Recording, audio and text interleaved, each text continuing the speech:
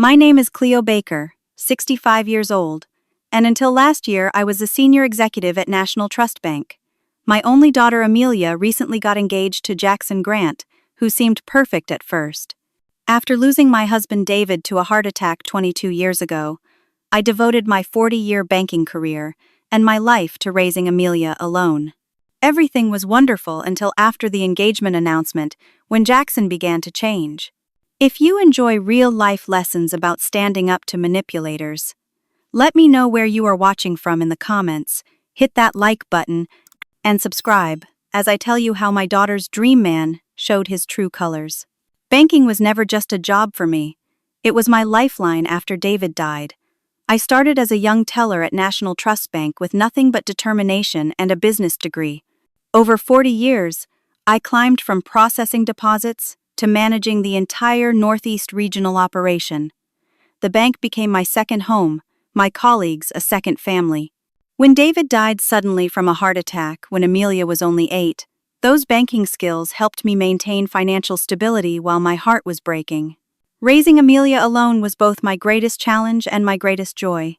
She was such a sensitive child, feeling the absence of her father deeply but channeling that loss into compassion. Even as a little girl, she would bandage her stuffed animals and read them stories to make them feel better. It came as no surprise when she announced she wanted to become a nurse, specifically a pediatric nurse, to help children through their scariest moments.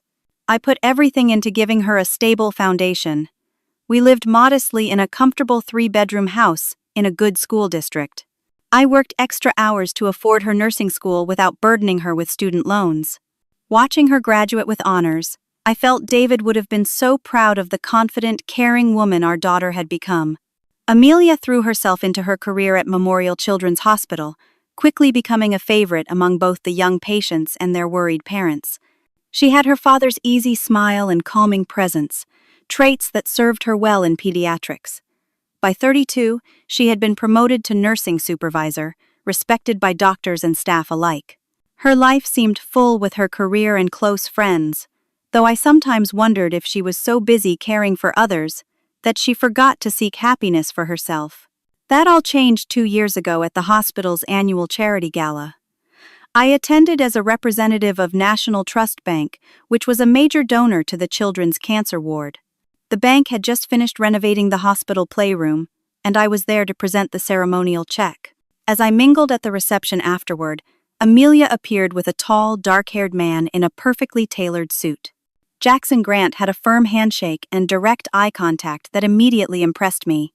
As Amelia introduced him as the developer whose company had handled the playroom renovation, his face lit up with genuine pride. He spoke passionately about designing spaces that help children feel safe during treatment.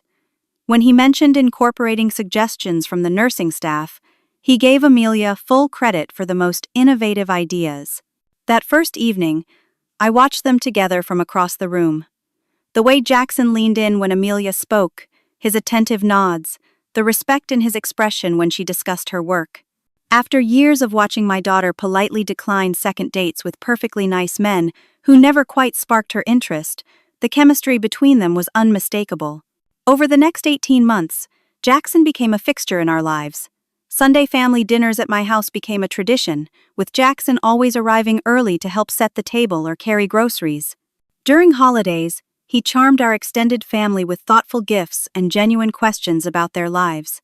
He remembered details about my brother John's fishing hobby and my cousin Patricia's quilting projects, asking follow-up questions months later that showed he had truly been listening. I especially appreciated how Jackson showed interest in my career. Unlike some men who might be intimidated by a female banking executive, he asked thoughtful questions about leadership challenges I had faced or recent regulatory changes affecting the industry. He seemed to value my perspective, occasionally asking advice about investment strategies or market trends. It felt good to share my knowledge with someone who might one day be family. As the months passed, Amelia blossomed. She had always been confident professionally, but with Jackson, she developed a new lightness. They talked excitedly about future plans, traveling to Portugal to explore her paternal grandparents' heritage, eventually moving to a house with a yard where they could garden together. She started leaving work on time rather than staying late, finding balance I had always hoped she would discover. The proposal came during their weekend trip to Cape Cod, at sunset on a beach where we had taken family vacations when Amelia was small. Jackson had apparently contacted me weeks before to ask which spots held special memories. He presented her with a vintage diamond ring that he said had belonged to his grandmother, a testament to lasting love. When they called me from the beach, Amelia crying happy tears, I felt David was somehow present, blessing this moment. We hosted a small engagement celebration at my home for their closest friends. Watching Amelia that evening, her face glowing as she and Jackson received congratulations, I felt profound gratitude. At 65, knowing my daughter had found a partner who seemed to cherish her as much as I did was everything I could have wished for. I even allowed myself to imagine grandchildren in the coming years, a dream I had almost abandoned. Everything seemed perfect, which, perhaps, should have been my first warning. The shift in Jackson was subtle at first, so subtle I questioned whether I was simply being an overprotective mother. Within weeks of the engagement announcement, small changes in his behavior began to surface. The man who had always listened attentively when Amelia spoke about her day now seemed distracted, checking his phone or steering conversations toward wedding plans before she could finish her stories. Those wedding discussions themselves became the first real source of tension. What had initially been talks of an intimate ceremony at the Botanical Gardens with 60 guests gradually expanded. Jackson began suggesting venues that would accommodate 200 people, many of whom seemed to be his business connections rather than friends. When Amelia gently reminded him of their agreed budget, he brushed off her concerns. "We only get married once," became his standard response. "We should do it right." I noticed Jackson's questions about banking had shifted too. Rather than general industry discussions, he began asking more specifically about my connections. Which board members did I know personally? Did I have influence over commercial lending decisions? Had I maintained relationships with other regional executives since semi-retirement? At first, I answered openly, taking his interest as a sign of respect for my career. Gradually, though, I began offering vaguer responses, an instinct from decades of maintaining professional boundaries. 6 months into their engagement, Amelia came to my house for our regular mother-daughter lunch, looking tired and stressed. Over soup in my kitchen, she confided that the wedding planning was becoming overwhelming. The venue Jackson wanted required a deposit that was double their original total budget. The photographer he insisted on was flown in from Los Angeles. The floral arrangements he had shown her were elaborate constructions that cost more than her monthly salary. I tried talking to him about scaling back, she said, stirring her soup without eating. He just said I was being negative. When I asked how they planned to manage these expenses, Amelia looked down and mumbled. "Jackson mentioned that you might help. He said, since you were a banker and all." The presumption stung, but I kept my expression neutral. I had always planned to contribute to Amelia's wedding, of course. David and I had set aside money for this very purpose years ago. But Jackson's assumption, without any discussion with me, felt presumptuous. "I am happy to help within reason," I said carefully. "But perhaps we should look at establishing a realistic budget that works for everyone." When I broached the subject with Jackson at our next family dinner, I saw the first genuine flash of temper beneath his charming exterior. A momentary tightening around his eyes, a subtle clenching of his jaw before he smoothed his expression into an easy smile. "Cleo," he said, using my first name as he always did, "I just want to give Amelia the wedding she deserves. After all she does for others, don't you think she deserves one perfect day?" The implication was clear. If I questioned the expenses, I was somehow devaluing my own daughter. It was masterfully done, but it left me uneasy enough that I decided to do something I had deliberately avoided. I began researching Jackson's business more thoroughly. What I discovered raised more questions. Grant Development had completed several projects over the past 5 years, but public records showed multiple liens filed against the company. Their website showcased impressive renderings of future developments, but I found building permits had been filed and then abandoned for several of them. Nothing definitively alarming, but enough inconsistencies to warrant further investigation. Through a casual conversation with a hospital board member, I learned something Jackson had never mentioned. He had been engaged once before, to the daughter of a prominent family who owned a regional grocery chain. That engagement had ended abruptly 6 months before he met Amelia, with no explanation offered in their social circles. When I gently raised these discoveries with Amelia, mentioning my concerns about financial stability going into marriage, she became immediately defensive in a way that was unlike her normally thoughtful nature. "Mom, you always taught me not to judge people by their bank account," she said sharply. "Jackson took risks with his business during the pandemic. Not everything worked out, but that just shows he has courage. And he never mentioned his previous engagement because it was painful for him. The woman's family tried to control everything." Her reaction troubled me more than the discoveries themselves. My analytical, level-headed daughter was responding emotionally rather than logically. For the first time since she was a teenager, I felt distance growing between us, and I wasn't sure how to bridge it without pushing her further away.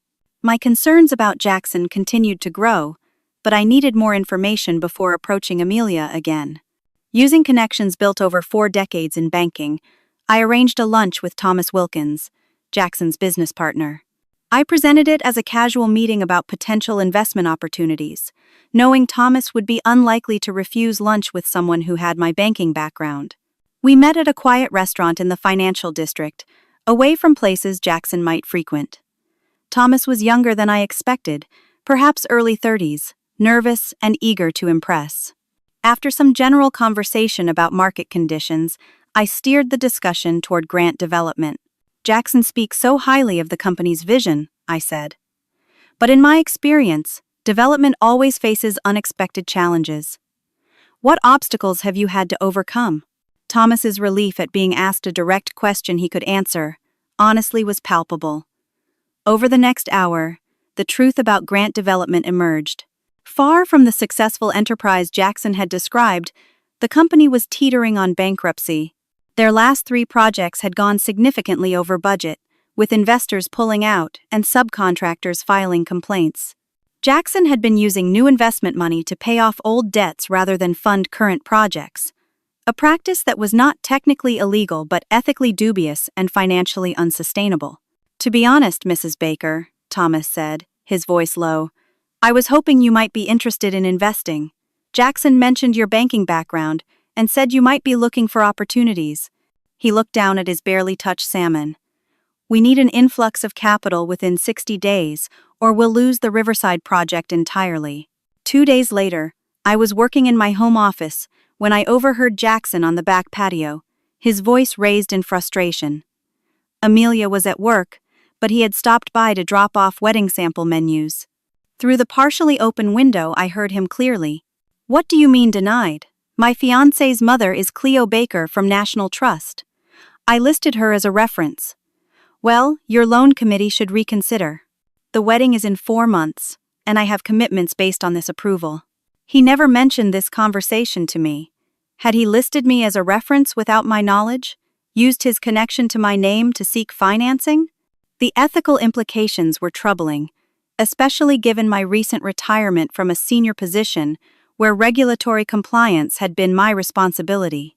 More concerning was Amelia's gradual transformation. My confident, independent daughter began second-guessing herself constantly.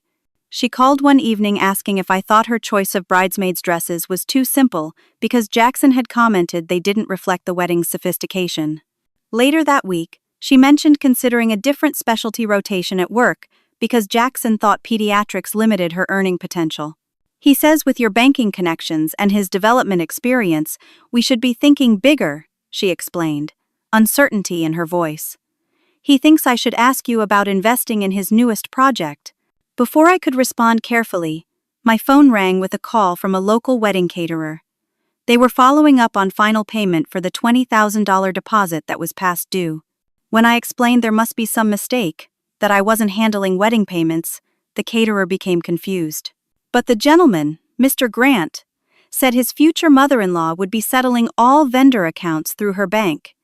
He gave your name and number specifically." I assured them I would sort out the confusion, then sat in stunned silence. Jackson had been telling vendors I would cover expenses without ever discussing this with me. How many other financial commitments had he made in my name? My investigation deepened. I began calling contacts from every phase of my career, seeking information without directly raising alarms. A college friend who now worked for the Jewelry Appraisers Guild examined photos of Amelia's family heirloom engagement ring and confirmed what I had begun to suspect. The piece was newly manufactured, designed to look vintage, but actually mass-produced within the last 2 years. Jackson's stories about his family background showed similar inconsistencies. He had spoken of growing up in Connecticut, with a father who taught economics at Yale.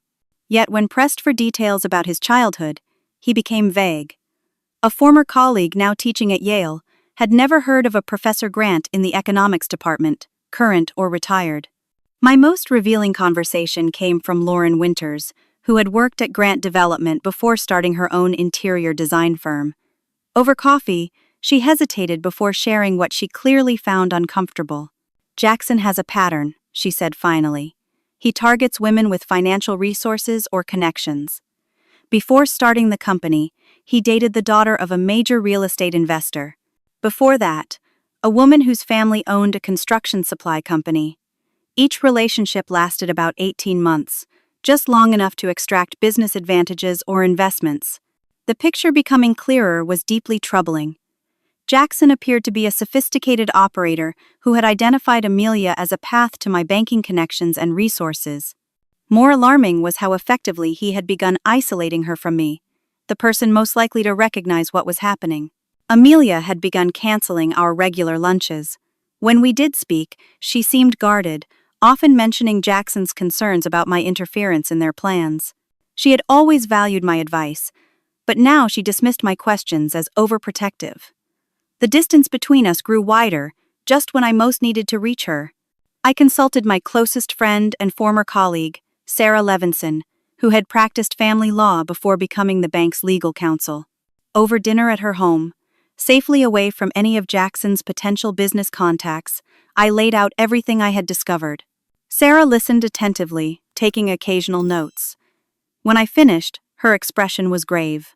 "This has all the hallmarks of financial exploitation," she said. "The isolation from family, the creation of financial dependencies, the use of the relationship to access resources." She tapped her pen against her notepad. "The question is how to protect both Amelia and your assets without pushing her further away."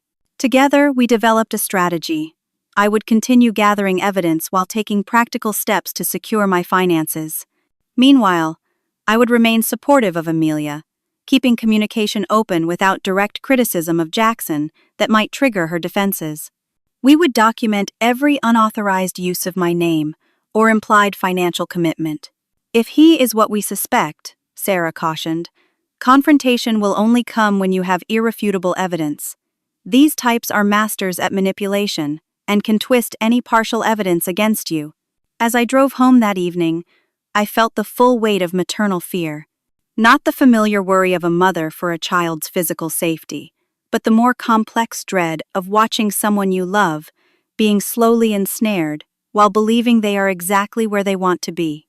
The engagement party became the next battleground.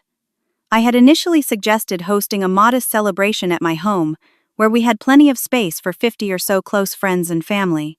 Jackson immediately dismissed this idea, pushing instead for the Oakwood Country Club, the most exclusive venue in our area. "Amelia deserves the best," he insisted, the phrase becoming his standard response to any suggested limitation. "Besides, many of our guests are accustomed to a certain level of elegance." What he meant, I later discovered from reviewing his guest list additions, was that he had invited several bank board members I had worked with, 2 commercial lending officers from competitor banks, and a venture capital firm partner he was courting for investment. The country club required a $10,000 facility fee, plus minimum catering and beverage commitments that would bring the total close to $25,000 for a single evening event. When I expressed concern about the expense, Jackson smoothly mentioned that as a longtime member, perhaps I could pull some strings to reduce costs. I was not, in fact, a member. I had attended events there through bank functions, but had never seen the need for a personal membership with its $40,000 initiation fee. Jackson had either assumed or deliberately implied a connection I didn't have, putting me in an awkward position. To preserve peace and give myself more time to complete my investigation, I reluctantly agreed to contact a bank colleague who was a member to sponsor the event. This reduced some costs, but still required a substantial deposit that Jackson somehow assumed I would provide. "Just for now," he assured me. "Once our current project closes next month, I'll reimburse everything." Watching Amelia during this period became increasingly painful. My vibrant, confident daughter grew visibly anxious, losing weight until her clothes hung loosely. She developed a habit of glancing at Jackson before expressing any opinion, as though seeking pre-approval. When I called to check on her after a hospital shift, she sounded exhausted, but insisted everything was perfect, just busy with wedding details. The most alarming development came when Jackson appeared at my bank branch, ostensibly by coincidence, as I was conducting some routine business after my retirement. He expressed surprise at seeing me, though the calculated nature of the encounter became obvious when he smoothly transitioned to discussing a new development opportunity requiring investment partners. "With your banking background, Cleo, you recognize value better than most," he said, showing me renderings on his tablet. "Early investors are projected to see 20% returns within 18 months. I wanted to offer you first opportunity before approaching outside investors." I maintained a neutral expression, asking appropriate questions while internally noting every exaggeration and vague promise. As we parted, the branch manager approached, referring to Jackson as a new client. Apparently, he had opened accounts at my longtime bank just weeks earlier. This revelation prompted me to activate relationships built over decades of banking. While I no longer had official access to account information, I still had the trust of former colleagues who shared my concerns when I carefully explained the situation. Through these discreet conversations, I learned Jackson had attempted to secure 3 separate business loans in the past month, each time mentioning his connection to me and his upcoming marriage to my daughter. More disturbing was the discovery of a confidential internal memo flagging grant development for previous investigation regarding potential fraud. 2 years earlier, Jackson had submitted loan documentation with inflated revenue projections and misrepresented assets. The case had been closed without charges when he repaid the loan through what was described as family connections, most likely funds from his previous fiancé's family. As the engagement party approached, Amelia finally broke down during a rare moment alone. I had invited her for coffee, and Jackson had unexpectedly been called to a meeting, allowing her to accept without his subtle interference. In the safety of a quiet corner table, her carefully maintained facade crumbled. "Jackson says we might need to postpone the wedding," she confessed, tears spilling. "He says unless we secure additional investment for the business, we won't have the stability a marriage needs. He wants me to ask if you would consider a $50,000 wedding gift early, as an investment in our future." My heart ached seeing her distress, the dark circles under her eyes, the way her hands trembled around her coffee cup. The vibrant, self-assured woman who had confidently managed pediatric emergencies was now apologizing for needing financial help, accepting responsibility for her fiancé's business failures. I realized the time had come for direct intervention. I arranged a family dinner at my home, inviting Jackson's parents, whom we had met only briefly since the engagement. The contrast between Jackson's descriptions of his influential Connecticut family and the reality of his pleasant but clearly middle-class parents from Rhode Island had been stark. They seemed genuinely fond of Amelia but uncomfortable with the lavish wedding plans, exchanging glances when Jackson described elaborate details. That dinner confirmed my worst suspicions. Jackson's father, far from being a Yale professor, was a retired high school mathematics teacher. They spoke with pride of scrimping to put Jackson through state college, contradicting his claims of legacy connections to the Ivy League. Most telling was their obvious surprise when Jackson mentioned the family heirloom engagement ring. "But your grandmother's ring was a simple band," his mother said, confusion evident. "We offered it to you, but you said it wasn't special enough." Jackson smoothly covered the discrepancy, claiming he meant his great-grandmother's ring from his father's side, but the damage was done. I saw the first flicker of doubt cross Amelia's face, quickly suppressed but unmistakably there. As his parents left that evening, Jackson's mother squeezed my hand with unexpected urgency. "Cleo," she whispered, "could we have coffee sometime? Just us?" The concern in her eyes told me she might be an unexpected ally in whatever confrontation was coming. The engagement party at Oakwood Country Club was everything Jackson had envisioned. Crystal chandeliers, ice sculptures, champagne fountains, and flower arrangements taller than some guests. I had managed expectations by explaining I would contribute a set amount, with Jackson responsible for any additional expenses. He had agreed with suspicious ease, later telling vendors I would settle all accounts at the event. I arrived early, watching staff make final preparations while mentally preparing for whatever might unfold. I had arranged for Sarah to attend as my guest, with key documentation discreetly stored in her purse. I had also invited Thomas, Jackson's business partner, ensuring he received his invitation directly from me rather than through Jackson, who I suspected might try to exclude him. Guests began arriving at 7, a carefully curated mix of Amelia's genuine friends from the hospital and Jackson's business connections. The contrast was telling. Her guests brought thoughtful cards and embraced her warmly, while his arrived with business cards rather than gifts, immediately gravitating toward the bar and anyone who looked financially useful. Amelia should have been radiant at her engagement celebration. Instead, she moved through the room like someone performing a role, her smile not reaching her eyes. She had lost so much weight that her black cocktail dress had been hastily altered, the seamstress's work visible at the seams. She picked at her food and sipped water while Jackson drank expensive scotch and loudly discussed his development projects with a group of banking executives. I maintained a careful distance, observing Jackson's increasingly animated networking. With each drink, his gestures became more expansive, his promises more grandiose. He described a waterfront development that I knew from my research had lost its permits months ago. He mentioned investors who, according to Thomas's nervous whispers to me, had actually pulled out of the company entirely. Just after the toasts, Jackson made an unexpected announcement, clinking his glass for attention. "While we have our closest friends and family gathered," he proclaimed, arm around a startled Amelia, "we want to share our exciting plans. After our honeymoon in Bali, we'll be moving into our new home in the Oakwood Estates, and next year, we're breaking ground on Grant Tower, which will revolutionize the city skyline." Murmurs rippled through the crowd.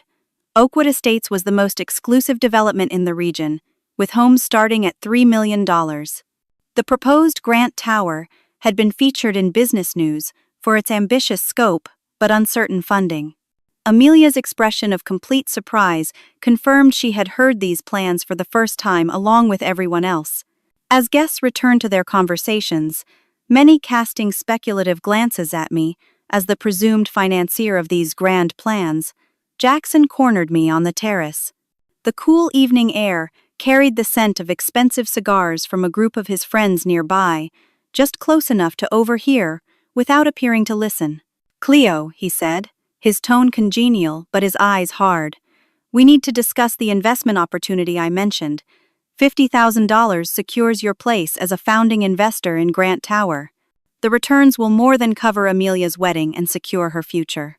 I maintained a pleasant expression. "That's a significant amount, Jackson. Perhaps we should discuss this after the party with Amelia present." His facade slipped then, just enough to reveal the calculation beneath.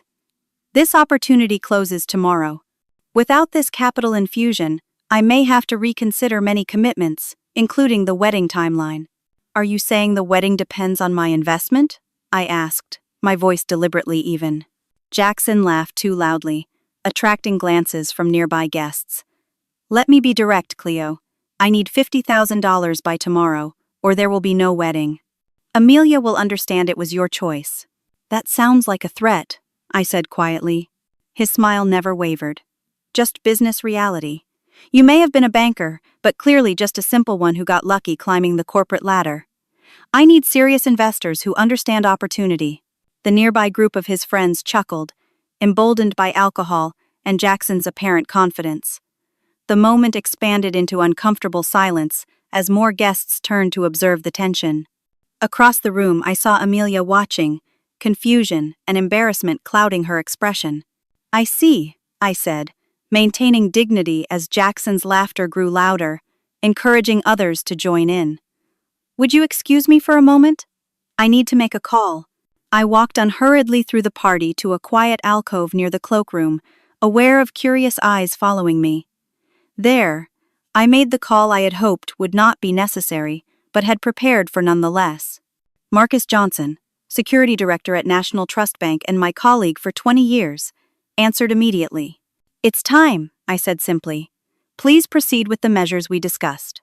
Returning to the main room, I approached Jackson, who stood smugly holding court with several potential investors. I leaned close to his ear, my voice for him alone. "Your accounts at National Trust have been frozen, pending investigation for attempted fraud and misrepresentation. The commercial loan applications listing me as guarantor without authorization have been flagged. Your assets are being reviewed by our security team as we speak." The color drained from his face so completely, I momentarily feared he might faint. His glass slipped from his fingers, shattering on the marble floor and creating a sudden silence throughout the room. In that silence, I spoke clearly enough for those nearby to hear. "I may be retired, Jackson, but I still serve on the bank's Security Oversight Committee. Falsely claiming a banking executive as a financial guarantor is fraud. Using a personal relationship to manipulate financial commitments is unethical and, in some cases, criminal." Thomas appeared at my side, summoned by a subtle nod. "Jackson," he said, his voice shaking slightly, "the bank called our office. They've suspended all business accounts pending review." The room had fallen completely silent now, all pretense of disinterest abandoned, as guests openly watched the unfolding drama. Jackson's confident mask crumbled, replaced by a desperate calculation I recognized from decades of witnessing people caught in financial deception. "This is a misunderstanding," he stammered. "Cleo and I were discussing an investment opportunity. A partnership. Tell them, Cleo." Before I could respond, the club manager approached discreetly. "Mr. Grant? There are some individuals from National Trust Bank asking to speak with you in the manager's office. Something about account irregularities." As if on cue, the doors opened to admit 3 people I had arranged to have present. Lauren Winters, his former colleague, Diane Mercer, the daughter of the construction supply company owner he had previously dated, and most devastating of all, Elizabeth Harrington, his former fiancé whose family had covered his previous loan defaults. Amelia moved through the stunned crowd to stand before Jackson, her expression transitioning from confusion to dawning comprehension. "What have you done?" she asked, her voice barely audible. Jackson's desperation was palpable as he reached for her hands. "Amelia, your mother is overreacting. This is just a business disagreement. We can sort this out." From across the room, Jackson's mother stepped forward, her face flushed with embarrassment and resolve. "Jackson, stop this now. No more lies." In the crushing silence that followed, Amelia slowly removed her engagement ring. With deliberate calm, she placed it on the table beside Jackson's untouched dinner plate. Without a word, she walked to stand beside me, her back straight and her dignity intact, despite the public implosion of her engagement. "I believe," I said quietly to the room, "that this party is concluded. Thank you all for coming." The immediate aftermath unfolded with the controlled chaos I had anticipated. As guests awkwardly gathered their belongings, murmuring in shocked clusters, I guided Amelia to a private sitting room off the main hall. Sarah followed with Jackson's parents, their faces ashen with mortification. I had arranged for this space knowing a quiet refuge would be essential if events transpired as expected. "I am so sorry," Jackson's father began, his hands trembling. "We had concerns about his business claims, but never thought he would." His wife completed the thought. "We tried to talk to him about the extravagant wedding plans, about the way he spoke about your banking connections, but he always had explanations." She turned to Amelia, tears spilling. "We truly love you, dear. We were so happy he had found someone genuine." Amelia sat in stunned silence, the events still processing. I maintained a protective arm around her shoulders, feeling the slight tremors running through her body. Sarah quietly explained to Jackson's parents the legal situation their son now faced. The frozen accounts, the fraud investigation, the potential civil complaints from previous victims who had come forward. Meanwhile, in the manager's office, Marcus and his team from bank security were conducting a preliminary interview with Jackson. The club manager, a longtime client of the bank, had cooperated fully, providing a private space and ensuring Jackson could not leave before answering essential questions. Thomas had gone with them, already indicating his willingness to provide documentation of Jackson's business practices. When I returned to the main room to oversee the party's conclusion and ensure bills were properly assigned, I found Lauren, Diane, and Elizabeth waiting. 3 women from different phases of Jackson's past, each with a similar story of manipulation and financial exploitation. "We should have warned her somehow," Elizabeth said, genuine regret in her expression. "But he was so convincing about how my family had mistreated him. I actually believed I was the problem, until my father showed me the loan documentation with my forged signature." Diane nodded in understanding. "He isolates you from anyone who might question him. By the time you realize what's happening, you feel too embarrassed to admit it." "That ends tonight," I said firmly. "No more isolation, no more shame for his victims. My daughter will not carry guilt for his actions, nor will any of you." As the last guests departed, Marcus approached with an update. The preliminary examination of Jackson's accounts had revealed concerning patterns: large deposits, followed by immediate transfers to offshore accounts, business expense claims for obviously personal luxury items, and multiple loan applications with inconsistent information. "We've secured the documentation we need for now," Marcus explained. "He's free to go, but the accounts remain frozen pending full investigation. We've alerted other financial institutions to the potential fraud risk." I thanked him for his swift action and discretion, grateful once again for the network of professional relationships I had built over decades. As we prepared to leave, the club manager presented the final bill for the event, uncertainty evident in his expression. "Mr. Grant indicated you would be settling all charges, Mrs. Baker, but given the circumstances." I smiled reassuringly and handed him my credit card. "I will cover the actual expenses as originally agreed. Please provide an itemized statement for my records, as they may be relevant to upcoming legal proceedings." When we returned to the private room, Amelia had composed herself somewhat, though the shock still shadowed her eyes. Jackson's parents had offered to drive her to my home, an arrangement she accepted with visible relief at not having to face Jackson again that night. "What happens now?" she asked, her voice small but steady. "Now we go home," I said gently. "Everything else can wait until tomorrow." As we walked through the emptied ballroom, past wilting flower arrangements and half-empty champagne glasses, the magnitude of what had just been averted struck me fully.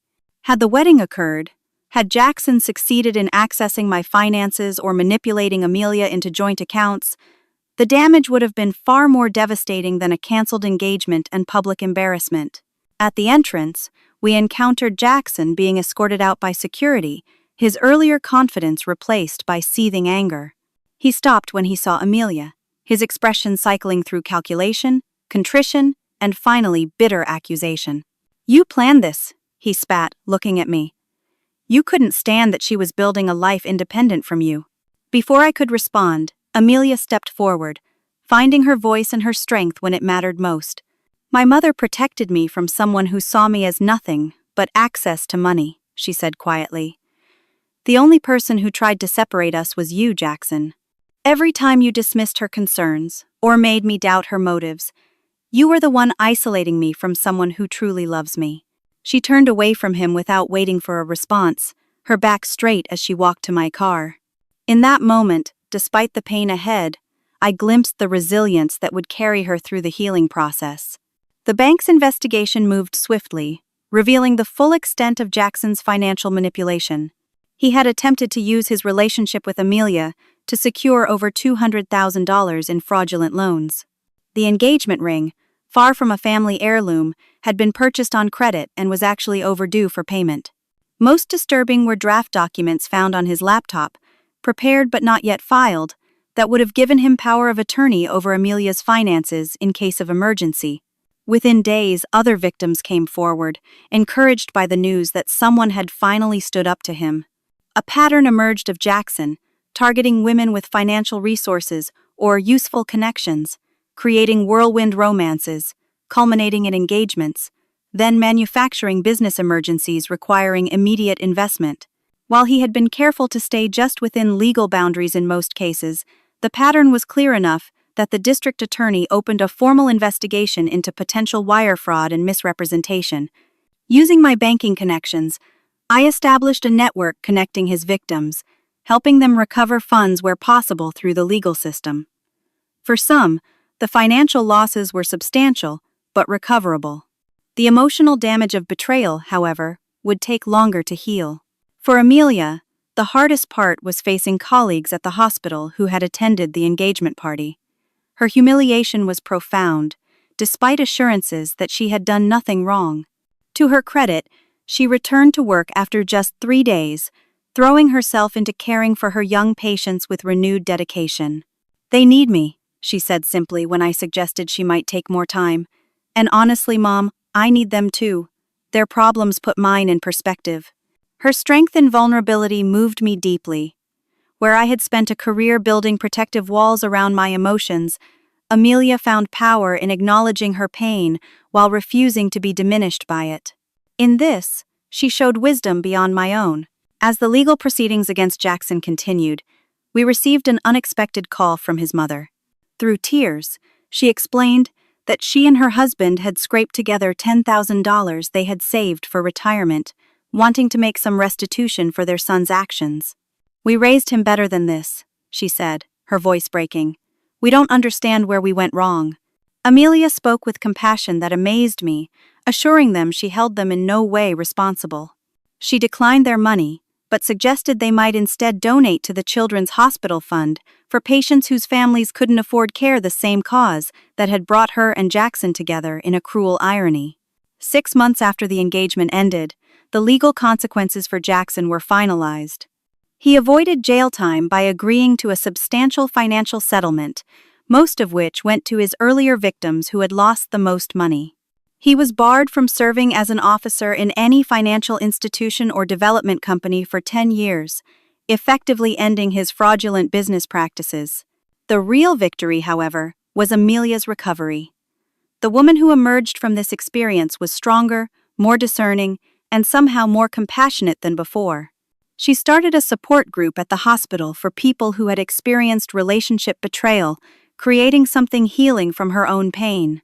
"The thing about someone who manipulates you," she told me one evening as we shared dinner at my home, once again a regular occurrence, "is that they make you doubt your own judgment. Getting that back, that trust in myself, has been the hardest part. But also the most important." I nodded in understanding, thinking of the decades I'd spent assessing character and intention across banking tables. Trusting again after betrayal is an act of courage. She smiled then, a genuine smile that reached her eyes in a way I hadn't seen in too long. "I had a good example in that department. You never stopped believing in me, even when I pushed you away." "That's what mothers do," I said simply, reaching across the table to squeeze her hand. "We protect our own, even from threats they can't yet see." The weeks immediately following the engagement party were a delicate balance of supporting Amelia without overwhelming her with attention. She alternated between composed resilience and moments of crushing self-doubt, questioning how she could have been so thoroughly deceived.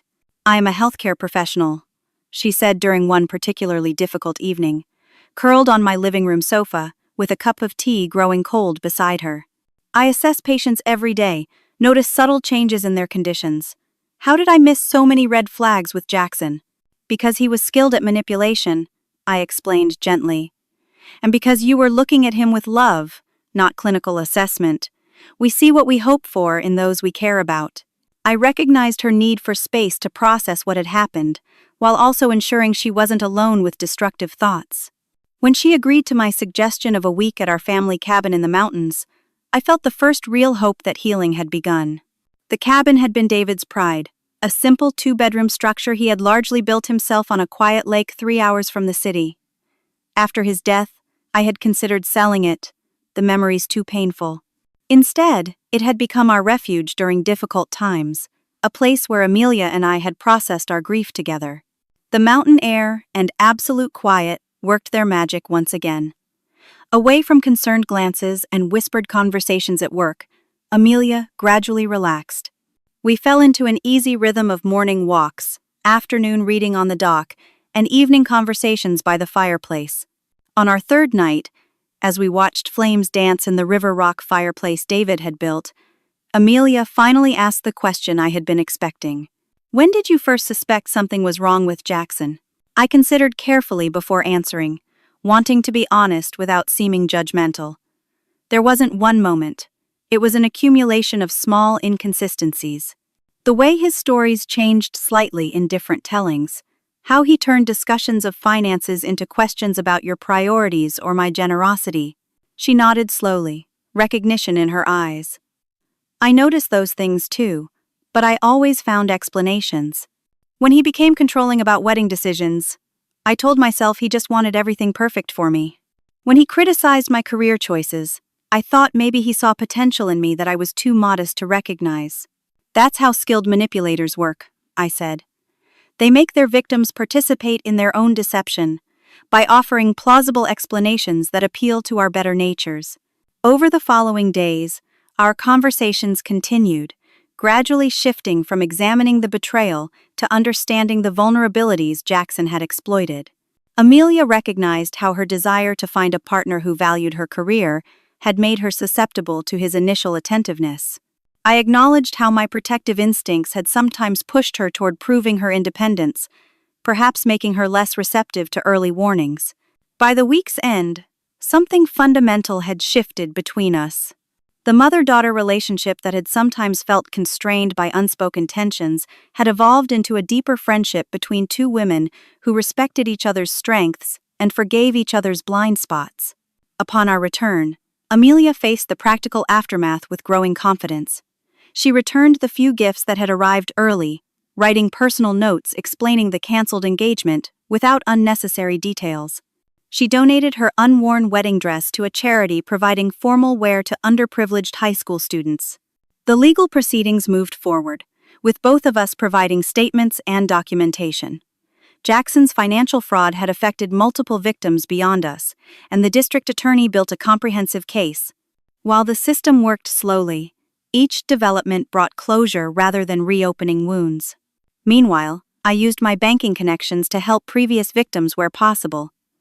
Elizabeth's family had covered significant losses to protect their reputation, but smaller investors had lost life savings. By connecting them with legitimate financial advisors and in some cases arranging restructured loans through my former colleagues, I helped transform their experience from shameful victimhood to empowered recovery. 3 months after the broken engagement, Amelia surprised me by using a modest inheritance from her father to establish a small foundation providing financial literacy education for young adults. She had recognized how Jackson preyed on people's financial insecurities and lack of knowledge, turning her painful experience into prevention for others. "If more people understood basic financial principles," she explained, as we reviewed the foundation's mission statement, "they might recognize manipulation tactics earlier. Everyone deserves that protection, not just those with banking executives for mothers." Her gentle teasing about my career showed how far she had come in reclaiming her sense of humor. The foundation became a joint project that strengthened our bond, combining my financial expertise with her compassionate approach to education. By the 6-month mark, Amelia had made a decision that initially surprised me. She returned to the hospital's charity committee, the very place she had met Jackson. When I expressed concern about painful associations, her response revealed her growth. "I won't let his presence, even as a memory, take anything else from me," she said firmly. "That committee does important work for children who need advocates. If I avoid it because of him, he wins another small victory." This perspective shaped her broader recovery. Rather than becoming bitter or distrustful, Amelia channeled her experience into creating a support group for others who had experienced relationship fraud. What began as informal conversations with a colleague who had survived financial abuse from a former spouse grew into a monthly meeting attended by men and women from throughout the community. The group provided practical advice about financial protection and emotional support for rebuilding trust. Amelia never presented herself as an expert, only as someone walking the same healing path. Her humility made the group a safe space free from judgment or prescriptive advice. Watching my daughter transform her pain into purpose filled me with a pride that transcended any professional accomplishment. The resilience I had tried to model throughout her childhood had taken root and blossomed in ways I could never have engineered. You know what I realized recently? Amelia said during a sunset walk along the river 1 year after the broken engagement. If I had married Jackson, I would have gradually lost myself. Not just financially, but my confidence, my relationships, my sense of purpose. As painful as the public humiliation was, it saved me from a much slower, more complete destruction. I nodded, understanding exactly what she meant. Sometimes the most painful moments protect us from deeper wounds we cannot see coming. I also realized something about you, she continued, linking her arm through mine as we walked. You could have shown me all your evidence earlier, forced a confrontation in private. Instead, you waited until you had irrefutable proof and witnesses. You knew I needed to see the truth for myself, not just hear it from you. I respected your intelligence too much to do otherwise, I said simply. And your right to make your own decisions, even if they might be mistakes. That's real love, she said softly, protecting someone without controlling them. As we turned back toward home in the gathering dusk, I reflected on the lessons of the past year. In banking, I had learned to identify patterns, assess risks, and safeguard assets. Those same skills had helped me protect my most precious asset, my daughter's well-being. But the most valuable lesson had come from Amelia herself, that true security comes not from avoiding betrayal but from knowing you can survive it with your essential self intact. The broken engagement had cost us financially, emotionally, and socially, yet what remained was stronger than what was lost. Our relationship had deepened, Amelia's self-knowledge had expanded, my retirement had found meaningful purpose in education and advocacy. Even Jackson's parents had found unexpected connection with us, joining the Financial Literacy Foundation as volunteer speakers about the importance of honest communication about money and families. Have you ever faced a situation where your instincts warned you about someone when others couldn't see the red flags? How did you protect yourself or your loved ones while respecting their independence? I would love to hear your stories in the comments. And if this story helped you recognize manipulation tactics or inspired you to trust your gut feelings, please like and subscribe for more real-life lessons from someone who's learned them the hard way.